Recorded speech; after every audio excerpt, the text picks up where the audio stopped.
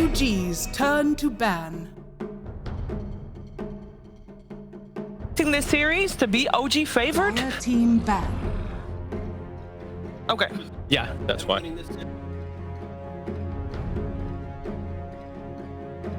OG's turn to ban.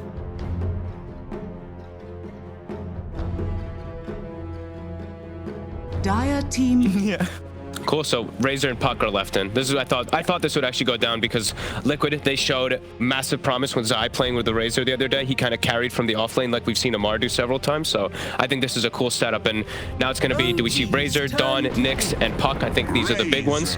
So which answers is it going to be? Because now Puck and Dawn are in. But then if you Puck Dawn, they might just Nyx with the Razor. That's literally the answer that they did last time, and it looked great.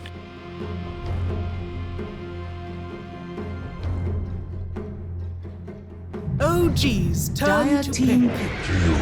So it's a total switch up. Completely different. Like one thing that the OG, when we were interviewing Misha, he was talking about being able to practice the drafting, like what's gonna be the opener. So they do practice the openers, and I think this really shows because Skywrath Mage has been a response to Puck lately, and people do tend to like just straight up pick it whenever it's available, and it is available most of the time because no one bans the hero in the first phase. 10 seconds remaining.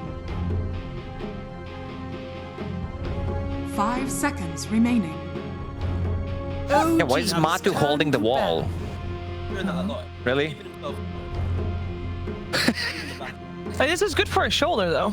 Like, you're stretching your shoulder.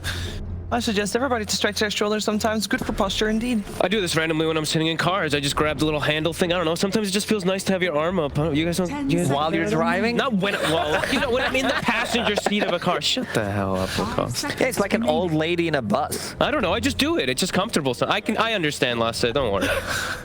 And the Puck gets banned out. Even though they have Tiny, they still don't want to give it. BZM has been amazing. We've also seen these Pucks, especially yesterday, a Puck carry a game single-handedly. Nisha, God, of course. So even if you have answers, sometimes you want to be able to take it out. And now we're going to see, of course, the specific tailored bans toward Liquid. You know, Insania's heroes, the ones that he plays specifically, like the Oracle. Do you think in any of the simulations that Liquid ran in terms of, like, if we're going to ban that, they're going to pick this, do you think the Skywrath CK is popped up at any point?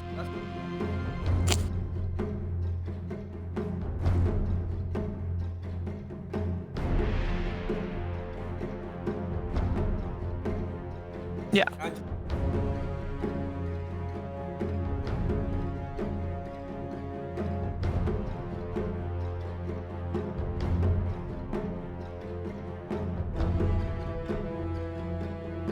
OG's turn to ban.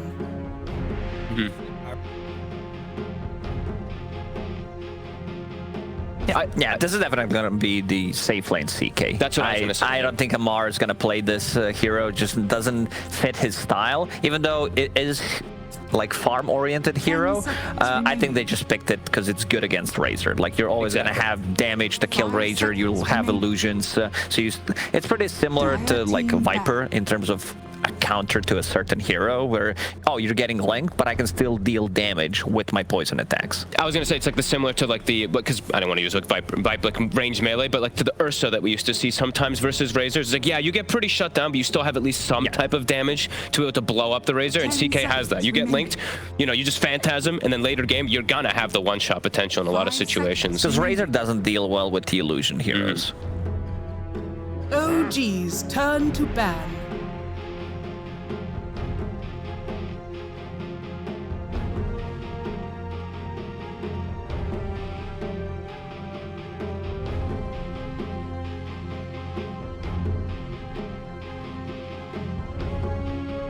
Seconds remaining.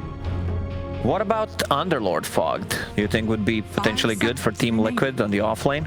Could definitely be a possibility versus the CK, but I think that hero's kind of dead at the moment, so I think it's unlikely, and I think we'll probably just see that Razor played in the lane versus the CK just to shut him down, at least in the laning aspect, because it does change the timings of the hero. This is a cool pick, because I think this is it can even be looked as like a steal pick because Coddle and Bristle are still in the pool, and I've seen so many games where Liquid just will bust out Coddle Bristle as this 2-time picks here. Yeah, exactly. So I think this might be a slight deny pick, but also now can be flexed in 2 different roles where it can also still be a 5, but it can still be played as mid as well. Yeah, we did see BZM play it last week against Alliance.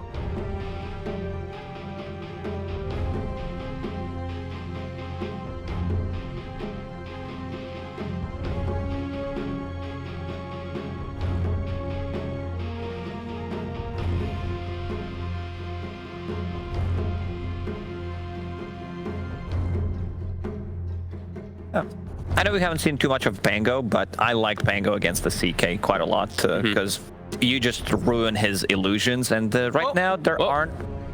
Where did Boxy go? He's burrowing because he wants to pick Nyx. Because Nyx versus Sky and Coddle, you know, he's thinking about it. There you go. Next to Lacoste, I got to think of something. But I hope he's okay. Oh, there he is. There you go. Oh, nice. he's all good. It looked like he literally like slid off his chair or something. It's all good. He's back.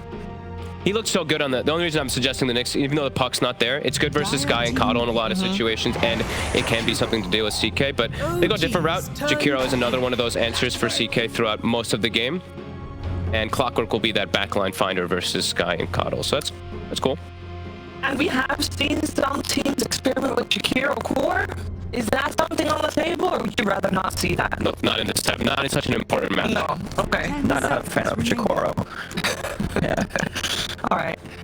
If you want to win the game, don't pick core Jakiro. There was this, like, I'd say a couple of months ago, we lost track of time, I would say 6 months ago, when offlane Jakiro was the thing, was looking okay-ish, but then people just stopped playing it. Yeah. Yes.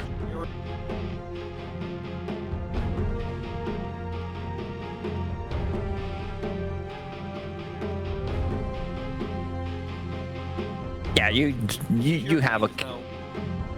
It's a killer lane. And Clockwork plus Razor. They also can make sure what lane setup they have right now too. It's like if they want to put the Razor as a carry, if they want to put it as this off laner too. I think it's an off lane. I would think so as well too, but you know.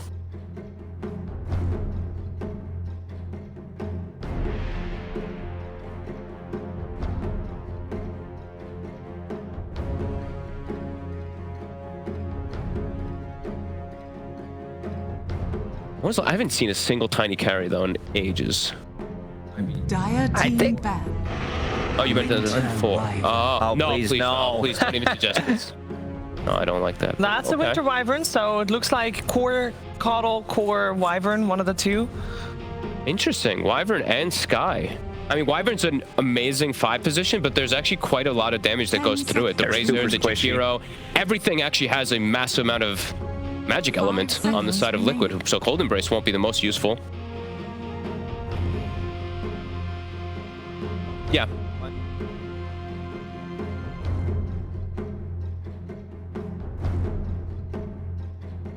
OG's turn to ban. And I guess both of the, now it's like, you can also get away from clock. You know, this is a little bit more simple, of course, too, but you have an easy way to get out of the cogs. Oh, it's a big thing Same thing for because Coddle. teams do think like that. Like, Yeah. you do not want to get initiated on by clock and I'm dead because I don't have a defensive item. So having any kind of an escape ability that can get you out, like teams do 5 prioritize seconds that. remaining.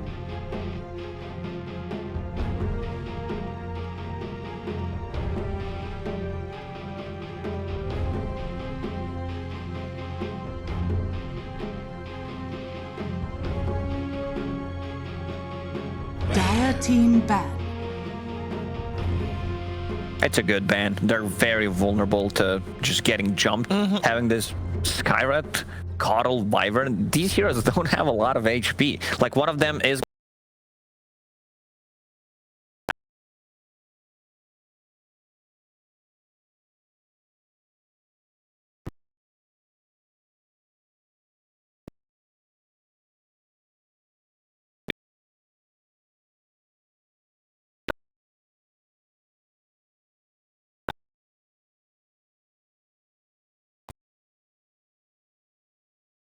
things, and mid-game they just silence and kill you super easy with Skywrath and CK. If you get behind his Void versus Skywrath, it's like an unplayable matchup. Okay. 10 seconds remaining. Nigma is the final ban.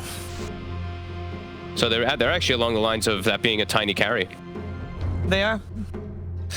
Looking to see what kind of Zai hero would still be on the menu if we are to believe OG's ban direction. I mean, there's still Ember Spirit in the pool. We're gonna go the carry route. Okay. So they're flexing it. Both, you know, OG was kind of still expecting maybe the Tiny or the Razor to be carried, but now MK carry versus CK, one of the better ones. Also now versus these curses and everything too. Also Monkey King to get into backline. I really like what Liquid has right now, honestly. It kind of ticks off all the boxes. It's very sturdy compared to OG's lineup. Yeah, it's like, oh, everyone has some kind of a stun. They build BKBs on the other side. These heroes, they die. Yeah. Yeah, what do we want to see from OG? Because they still have a full minute left into their bonus time. Obviously, we're saying they've got mostly magic damage. Their only real disable is the CK stun, if you don't count the curse. And what do we want to see from them? Which boxes should that tick? Amar is out of heroes, really.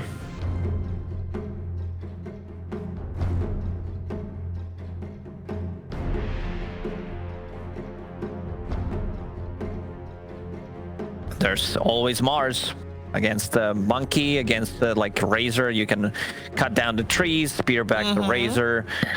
The lane sounds rough though. It sounds rough. I feel whatever they pick, it's gonna be a bit difficult for them to play into it, especially if it's a melee hero. And Slaughter's also banned out. I think Slaughter could potentially work out, but what about?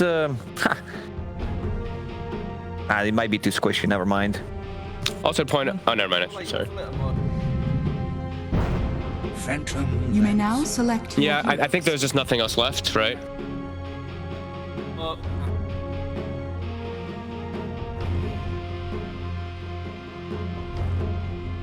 I really like Liquid. I like what they got. They can itemize to deal with PL because they have this tiny mid who can still go for some type of transition core items. I think Matu can itemize also to deal with it too. Although I see OG, they have this way to like push out lanes and consistently keep the game extended for this PL. I think Liquid might just be able to scale because they have Jakiro even versus PL too. I really like their draft. I think they've got exactly what it takes to play versus these illusion cores. Yeah, gotta agree. Not too convinced by these squishy like two supports and also another squishy mid hero, but a little too worried. Team Liquid do have heroes that can play super aggressive. The lanes look very good. Top lane's gonna be Monkey, like you talked about the itemization from Monkey King. Like he naturally, like this game, it's gonna be Maelstrom to be able to deal. Might even be a Battle Fury. I wouldn't mind seeing that because he is playing against the Phantom Lancer, and you want to have something prepared for the later stages of the game. Yeah, I'll give Liquid quite a huge advantage with the draft that they got. And you want to complete the trifecta, T? Don't get baited.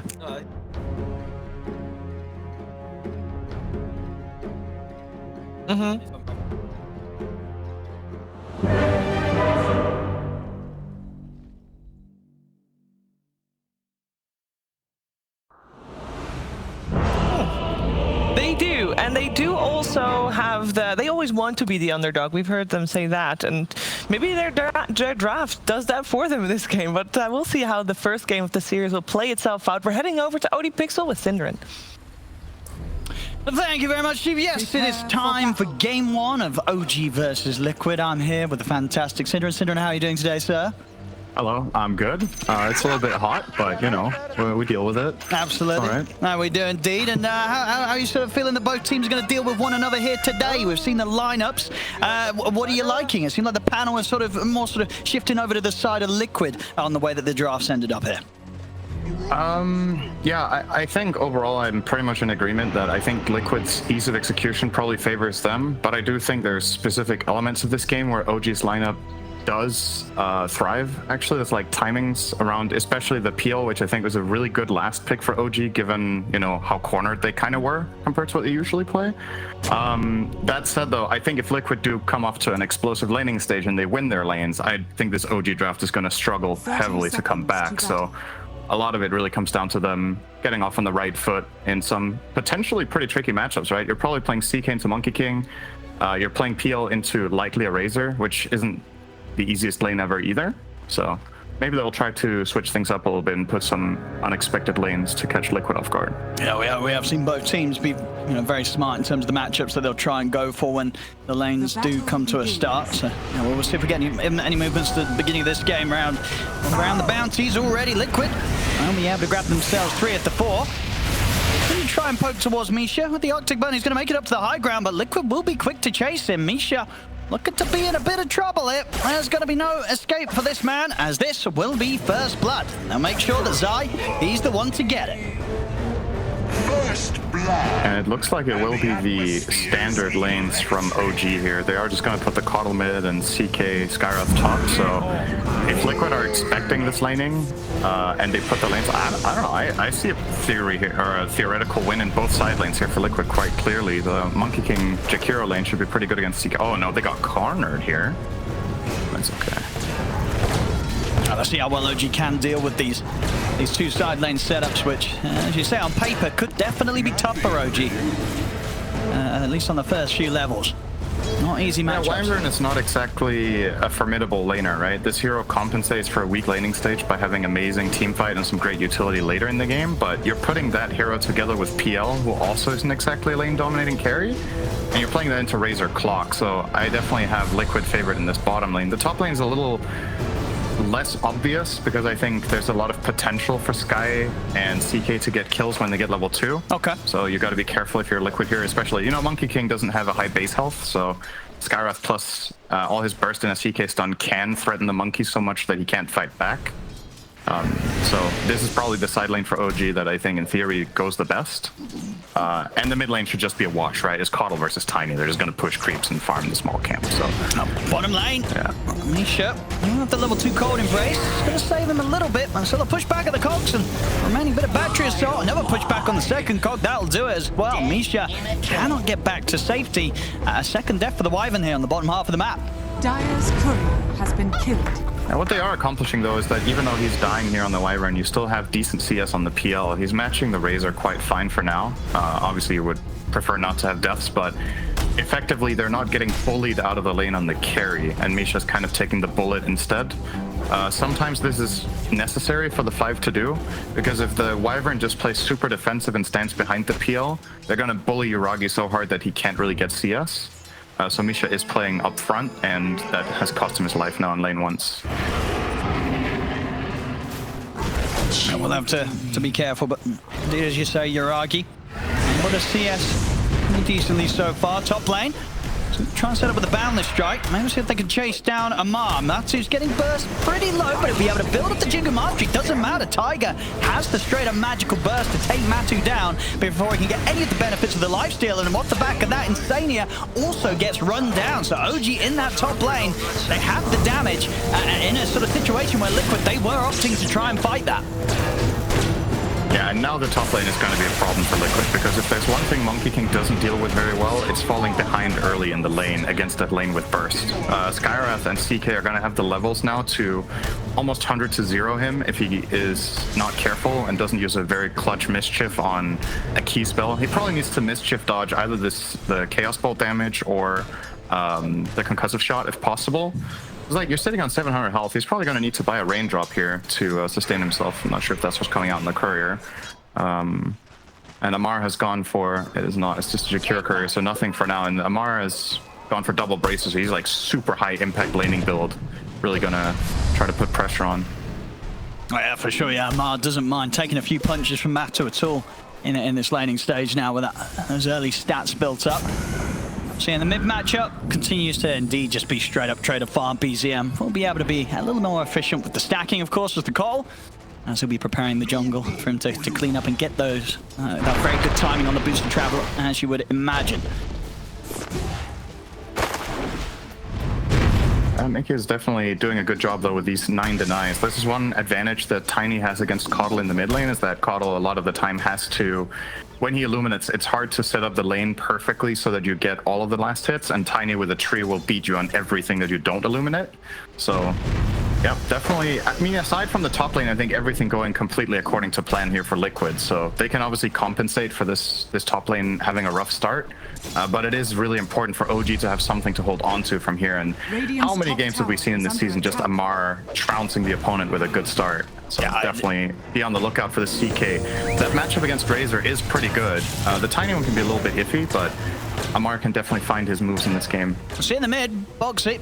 Did head over to try and disrupt BZM whilst he's backing up for the stacks, but couldn't quite control him long enough with the battery assault to allow Mickey to dive the tower and take him out. BZM does hang around actually to burst the wave once more. That will give the chance for Mickey to still step up and kill him.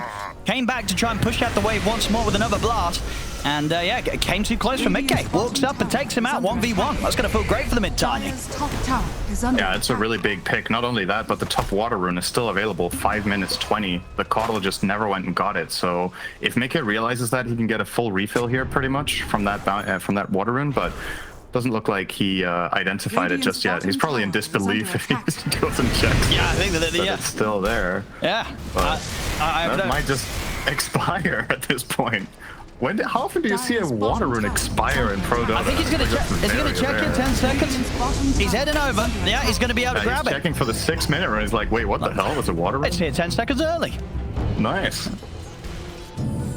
There we go around the wall. Top Amar is grab Insania there together with Taiga, of course. I think she's going to fly away here. This matchup for Clockwork is kind of iffy. It can be okay in the lane in the start, but obviously Arctic Burn is always going to enable you to distance yourself from the clock.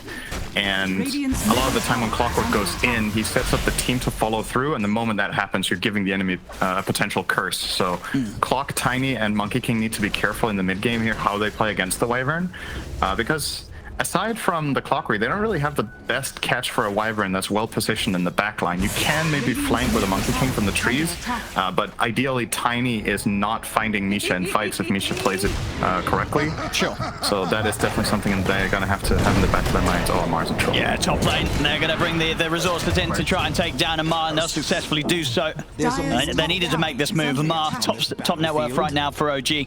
They have to shut him down. We've seen it all too many times before, as you said earlier. Ma, if he gets a good start, he will carry the game.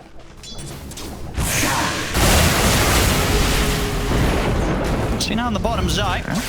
He's on his own. Let's see if these two can do too much about him. I mean, with the link on the correct target, it's hard for Yuragi to push in anymore, so he'll have to back off. Zai should be fine under his Eye of the Storm. Salve at the ready as well. It's a little too hard for Misha and Yuragi to focus right now. In fact, Zai, he can get back in and maybe find Yuragi. Still pretty low here, and definitely respecting Zai. Zai is pretty scary right now. In fact, that's what feels up. He's going to get kills out of this. He's going to be able to take down Misha. Yuragi will jump back in, but he's still incredibly low.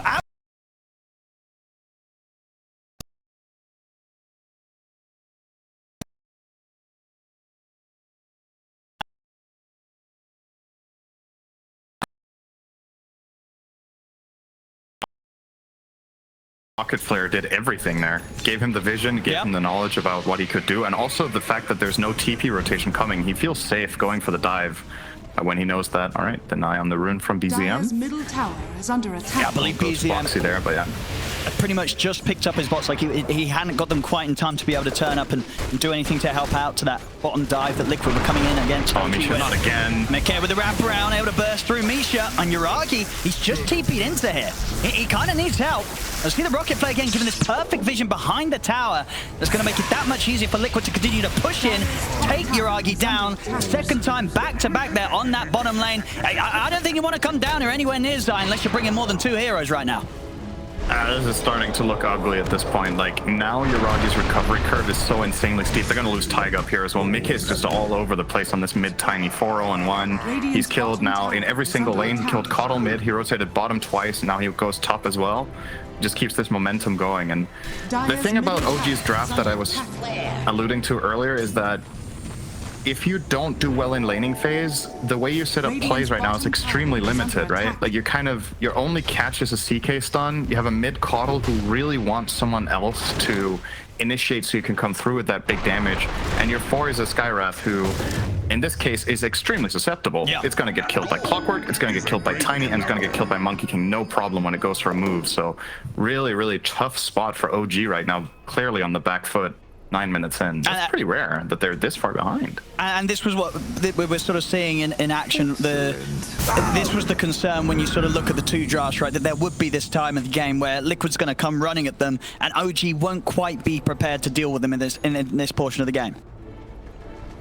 Yeah, for sure. This was the concern. This is almost the worst case scenario, I guess, right? Because the bottom lane lost this hard. Misha's 0-5, 9 minutes in on his Wyvern. He's just been absolutely destroyed. And again, with Yuragi also being killed twice, this effectively puts the bottom lane to 0-7 in 9 minutes.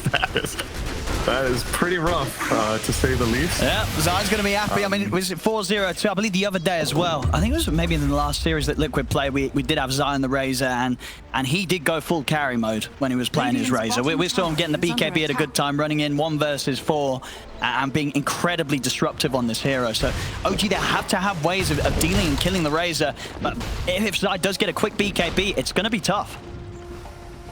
And it goes back to the draft, right? Which I thought Liquid's approach to the series was really cool in this first game, that they banned out the Timber and Viper, and then they took a Mars Razor. So they're like identifying this is where, in the first phase of strategy, we can have the highest impact by just denying him his heroes that they always open with. Let's see what they can do here. Trouble here, though. They want to try and take down Zai.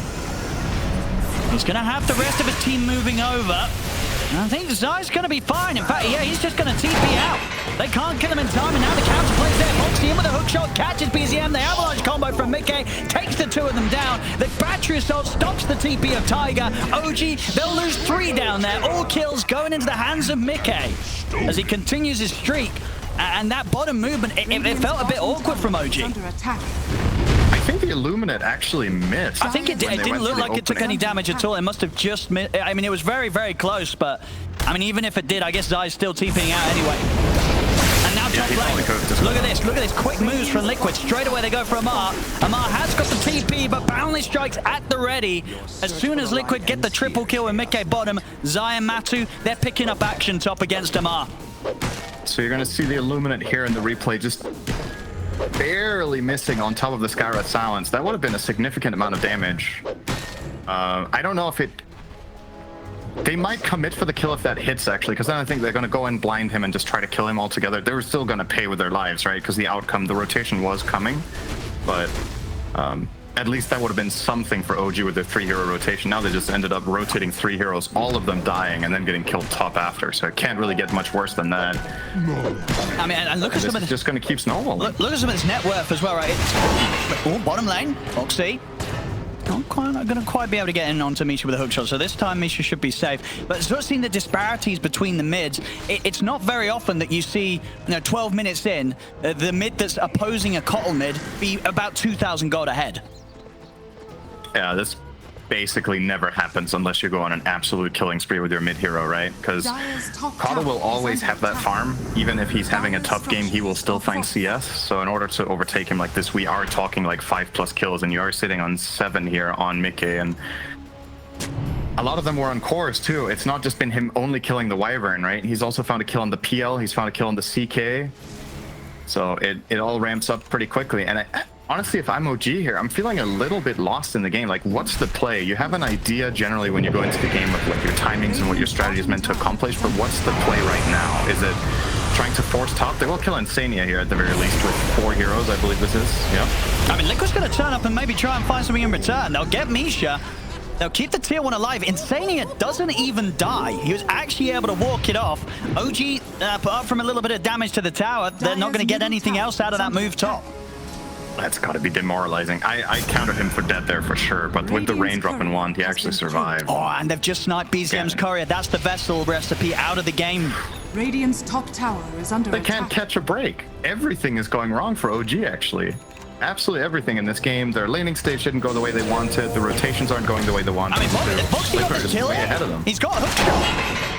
Is it enough damage on his own? Not quite. It was blinding light. Yeah, and they should be able to punish Foxy for this one. Yuragi and Amar will come across and take him down. So a little bit of a break there for OG.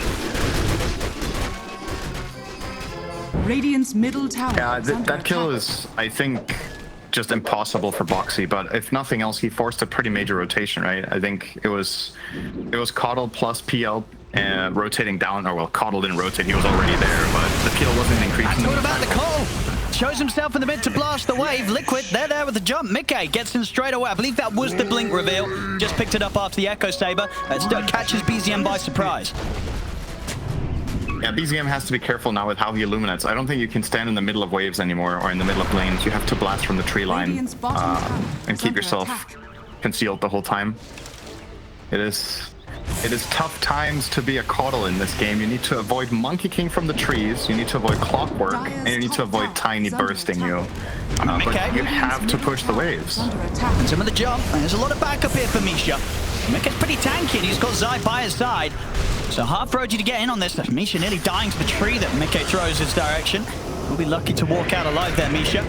Over to the side, Amar will manage to escape the Wukong's command. So this time OG able to make sure that no one dies here to the aggression of Liquid, chasing them deep into their half of the map.